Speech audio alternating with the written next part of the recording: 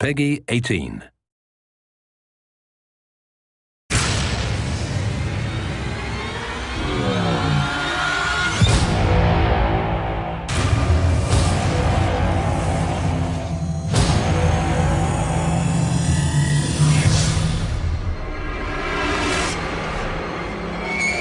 One of the things that we really wanted to make sure that we did with Inversion is that we integrated the gravity powers into the game in a meaningful way so that they didn't feel forced. It feels much more like it's part of the experience. And not only that, but we've tied it into the story, we've tied it into the environments, and in many respects we've substituted gravity with some of the other weapons you might have in the game, so not only does it not feel forced, or it's all the player has.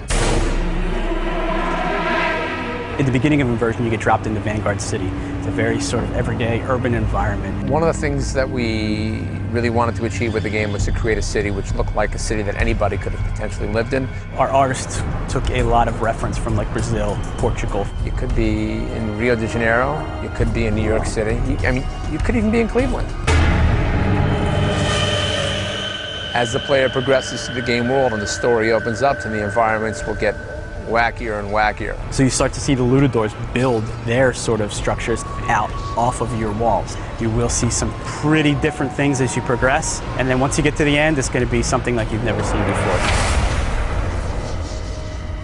The interesting thing actually is when we started to work on the game, the original concept was just gravity. And we decided, you know what, this is so cool to have all these objects floating. It looks so impressive from a physics standpoint. We should probably let the player manipulate those objects. So gravity can affect the environment in multiple ways. You can shoot a low-G projectile, create an impulse, and lift objects up into the air. High gravity does the opposite. You can shoot objects which are floating, hanging, and knock them down to the ground. Vector changes. So vector changes really give us the opportunity to play with the environment. You're standing on the floor, and the next thing you know, you're standing on the side of one of those skyscrapers. And that's awesome. It's kind of trippy, kind of like an Escher drawing or painting. The last way gravity is used in our game is zero gravity environments. The players can actually navigate through these floating environments, grabbing onto different pieces of cover and floating from object to object. Our attitude, by the way, with regards to the cover system and shooting is that we don't need to reinvent the wheel. There are games out there that are doing it really well. Having said that, you know, we obviously wanted to innovate. So we've had to establish a cover system which works in zero gravity. Because when you hop into this environment, I can jump here, here, here, here, here, move around objects, move under, around them, really 360 degrees of cover and movement.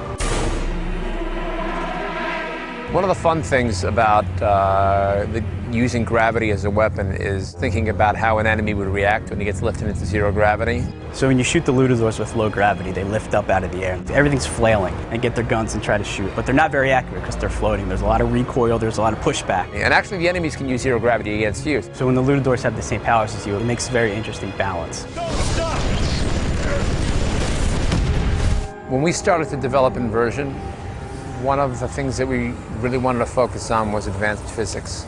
Tons of things are destructible in Inversion. Everything from cover to cars to just debris, all kinds of things in the game are destructible. We work with Havoc on creating Havoc Destruction. So Havoc Destruction really allows us to do a lot of cool things that really haven't been seen before. Just completely just mess up and just destroy everything around you.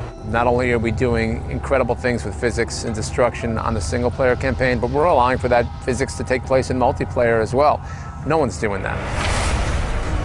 One of the things that I'm really excited about in the game, for me personally, is just how immersive and believable we've made the game world over the first few levels of the game. It really sucks you in. You have great voiceover acting, you have some great music, you have some great encounters with enemies, you have great boss fights. Just when all those things click together is when you sort of know, I think we're on to something here.